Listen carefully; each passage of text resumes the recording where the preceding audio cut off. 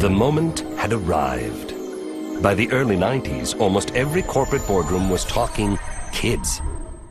What they needed now was a better understanding of their new target customer. Time to send out the spies. Market researchers begin to scrutinize every little nook and cranny of a child's life. We're really observing. We're really observing. We're watching them for all of those nonverbal signals. We've done interviews in the bathroom, we've done interviews in the kitchen, outside on the back deck. And very importantly, how do they go about getting what they want?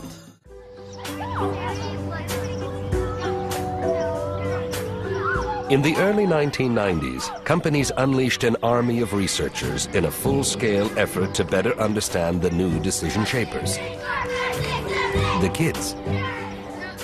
At Doyle Research, we conduct research where it makes sense to conduct research. It's wherever the experience takes place. So it could be in after-school programs at boys' clubs or girls' clubs. It could be summer camps. It can be at the parks, at the community swimming pool, wherever they exhibit a natural behavior, whether it be shopping or hanging out at the playground. Chris Efkin is a senior scout for Doyle Research in Chicago. One of their specialties is observing children. Okay, well, come on in. All right. Well, how are you guys doing? Good. Good. You have a good day at school? Yeah. Doyle's pioneering work has attracted some heavy-hitting corporate clients. Nestle, Nabisco, and General Mills, all competing for some Kidfluence action. Ladies, when it comes to after-school snacks, is it something that you do just out of habit, or is it you have a snack only when you're hungry for a snack? Kids now decide 76% of all family snack food purchases. What door do you walk through when you come home from school? The garage door. The garage door. What do you usually do? Where do you usually go looking for Why a is it snack? that you eat the same cereal every day, but you don't eat the same snacks If every you day? say Go-Gurt, does Mom hear Go-Gurt? Do you ever go anyplace else? Does the brand Do matter? you ever go to the refrigerator or to the freezer? Do you ever sneak things into the cart? And we do our best to let them know that you're not going to turn on them in any way. What they say to you stays with you, and it doesn't go back to the parents. Well, Kelsey, show me your bedroom. Let's take a look at where you hang out and what all is in here. Wow. And we're just not here to pass judgment. We're just here to better understand the reasons why they feel that way. How do you feel about going to school and everybody seems to have something similar from the same store? Actually, that makes me feel like I'm fitting in. Why do you want to fit in as opposed to stand apart? I'm kind of shy, so I don't like to be standing out very much. Once we understand the reasons why, we can then help our clients to better understand the personal relevance and the reasons why a product fills a certain need or perhaps doesn't fill a certain need, and how they can fine-tune their message to better target the youth consumer. Are you more of a girly girl? Shopping with Dad versus shopping with Mom. When do you wear these? Okay. Dresses. Ever wear 'em? At what store? Who do are you get with most of most? these? What kind of girl are you? If kids do it, marketers are recording it. They are dissecting it. It is a research effort which is unprecedented in scale, scope, and intrusiveness.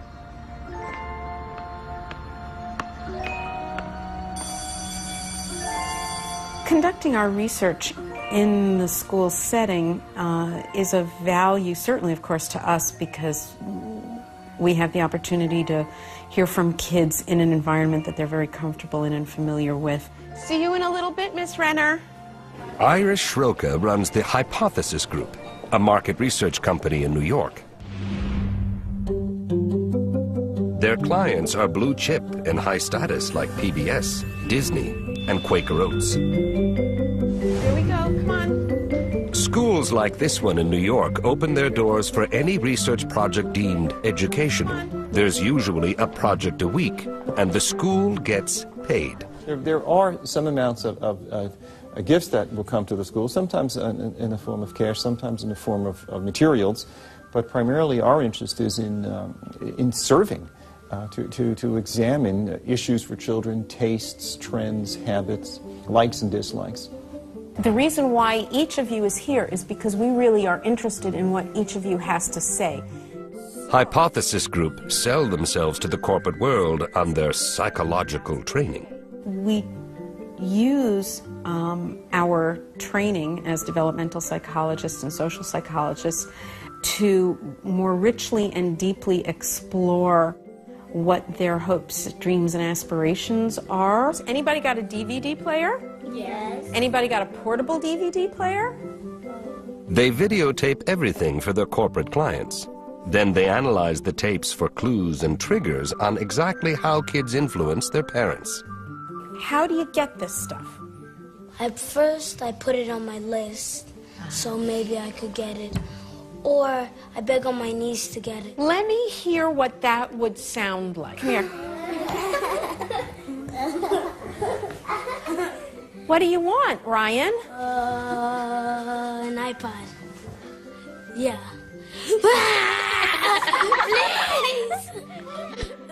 This is valuable information for corporations who are targeting kids. The most successful campaigns are those that have provided kids with the appropriate language to use in the NAG event, if we can call it that. 1998. A U.S. market research company, Western International Media, released a study called Parents, Nagging Kids, and Purchase Decisions. And it wasn't a study to help parents cope with nagging. It was a study to help corporations help children nag more effectively. What it discovered was a child's effective nagging can boost sales in almost every category, from restaurants, movies, to theme parks, by a whopping 30%. A number that could translate into billions of dollars for corporate America, if it can get the kids to nag well. Since the Nag Factor study came out in 1998, companies are fueling the carnival like never before, doubling the amount of money they spend marketing to kids. Now $15 billion in the U.S. alone. It's working. We want Happy Meal. We want Happy Meal. 1 out of every 2 visits to fast food restaurants is now because children nag for it. What do you guys see? Do you know where we are? McDonald's. You always go here because why?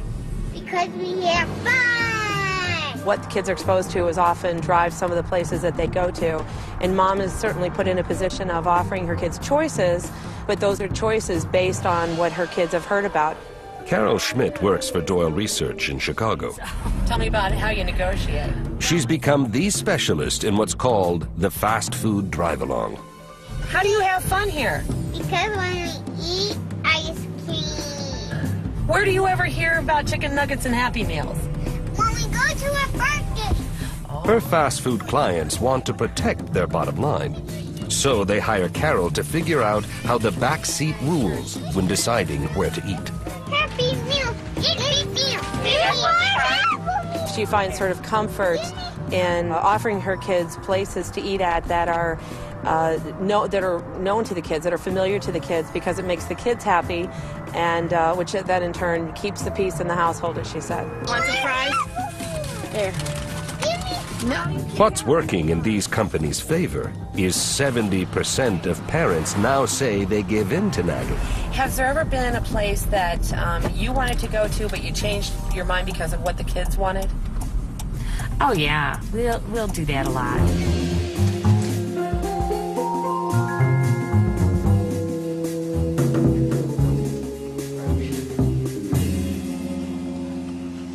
The industry doesn't want people to know how big it is, how much money they're spending, how intensive their research is. They don't want people to know about their techniques. Harvard psychologist Susan Lin wrote Consuming Kids, a book with a clear message that kids didn't take over, they were taken over by corporate interests. It's all part of her continuing anti-marketing crusade, a call to action she started 5 years ago.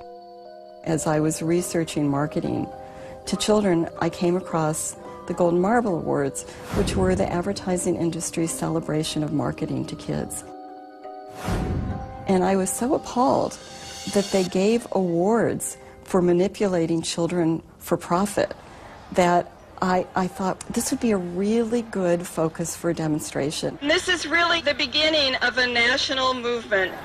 It's called a Campaign for a Commercial-Free Childhood, an organization that wants to see the government regulate the business of marketing to kids. What we believe in is the rights of children to grow up and the freedom for parents to raise them without being undermined by commercial interests, without being undermined by greed. Out for Doyle Research in Chicago. One of their specialties is observing children. Okay, well, come on in. All right. Well, how are you guys doing? Good. Good. Did you have a good day at school? Yeah. Doyle's pioneering work has attracted some heavy-hitting corporate clients. Nestle, Nabisco. The moment had arrived.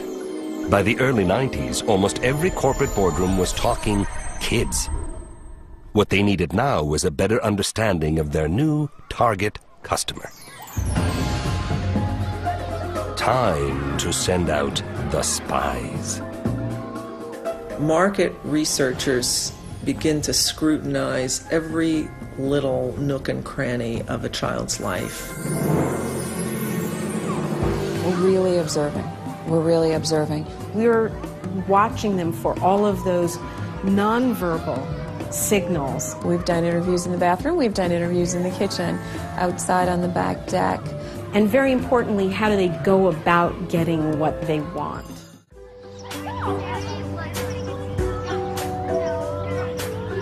In the early 1990s, companies unleashed an army of researchers in a full-scale effort to better understand the new decision shapers, the kids. At Doyle Research, we conduct research where it makes sense to conduct research.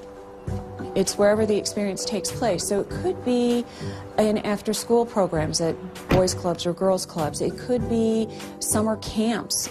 It can be at the parks, at the community swimming pool, wherever they exhibit a natural behavior, whether it be shopping or hanging out at the playground. Chris Efkin is a senior